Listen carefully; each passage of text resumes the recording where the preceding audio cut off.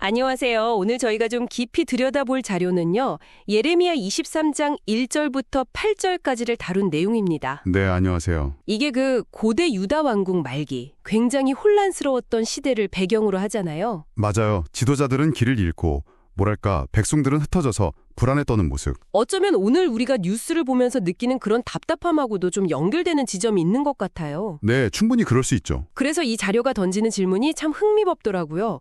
우리가 보통 문제가 생기면 더 나은 사람, 더 유능한 전문가를 찾잖아요. 그렇죠. 뭔가 해결사를 기대하게 되죠. 근데 왜 자꾸 비슷한 실패가 반복될까? 이런 질문을 던져요. 정말 중요한 질문이네요. 그래서 오늘 이 자료 분석의 핵심은 바로 이겁니다.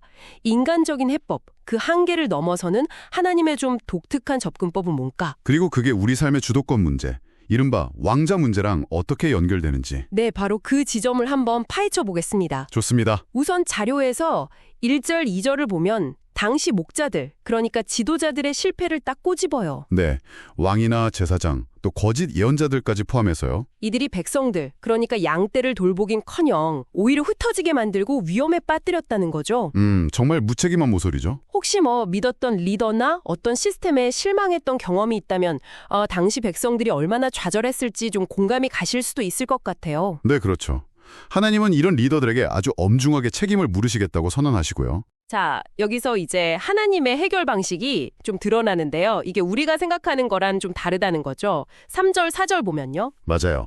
그냥 실패한 리더를 더 유능한 리더로 교체한다, 이런 단순한 방식이 아니에요. 그럼 어떤 방식인가요? 하나님은 흩어진 백성들 중에서도 그 약속을 붙드는 남은 자들을 직접 모으시겠다고 하세요. 하나님이 직접. 네, 그리고 그들을 안전하게 돌볼 새로운 목자들을 세우겠다, 이렇게 약속하시죠. 물론 역사적으로 보면 포로 귀환 후에 수룹바벨 같은 지도자들이 있긴 했잖아요. 네, 있었죠.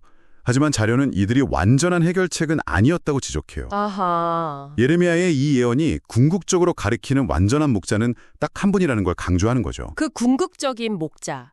그게 바로 5절, 6절에 나오는 다윗에게서 난 의로운 가지군요. 네, 맞습니다. 이 표현 자체가 좀 특별한 것 같아요. 그냥 지도자가 아니라 가지라니, 뭔가 생명력, 정통성 이런 느낌 아닌가요? 정확해요.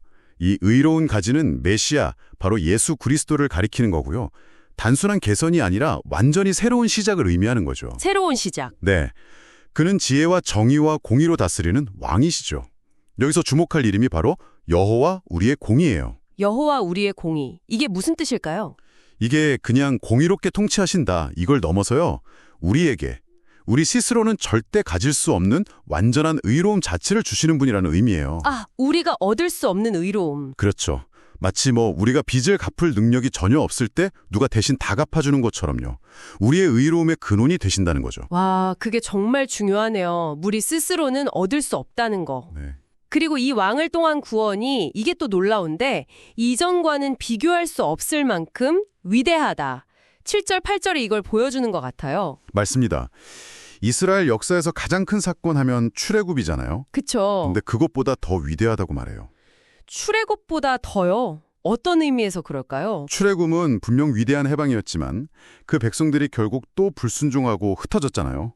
그쵸. 한계로 있었죠. 근데 이 의로운 가지를 통한 구원은 그런 일시적인 정치적, 물리적 해방을 넘어섭니다.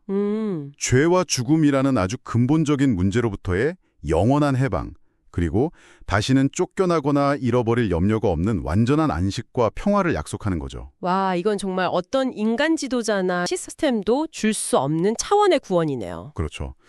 그래서 이 자료가 결국 말하는 건 이거예요. 문제의 근본 해결책이 더 유능한 사람, 더 나은 시스템 찾는 데 있는 게 아니라. 네, 인간에게는 명백한 한계가 있으니까요. 그럼 핵심은 뭘까요? 핵심은 바로 우리 삶의 왕좌, 이걸 누구에게 내어드릴 거냐 하는 질문이에요. 삶의 왕좌? 네, 자료에서는 하나님이 우리 각자에게 다스리도록 맡기신 영역들이 있다고 말해요. 가정이 될 수도 있고 직업, 재능, 시간, 관계 같은 것들이죠. 그런 영역들? 근데 이 영역들을 우리 자신의 힘이나 지혜 혹은 욕심으로 통치하려고 할 때 우리도 예레미야 시대의 그 불의한 목자처럼 될 수 있다는 거예요. 아찔한 경고네요. 네, 내 삶의 작은 왕국들 있잖아요. 재정왕국, 관계왕국, 이런 데서 스스로 왕노릇하려고 할 때 문제가 생긴다는 거죠. 그렇다면 실제적인 적용은 뭘까요? 내가 메시아가 아니라는 걸 인정하고 내 삶의 여러 영역에서 그 의로운 왕, 예수 그리스도의 다스림을 받는다는 거. 구체적으로 어떻게 하는 걸까요? 그건 아마 끊임없이 묻는 태도일 거예요.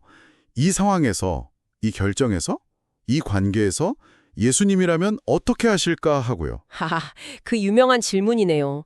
WWJD. 그렇죠. 내 방식대로 막 자녀를 통제하거나 내 성공만을 위해서 사업을 막 운영하는 대신에요.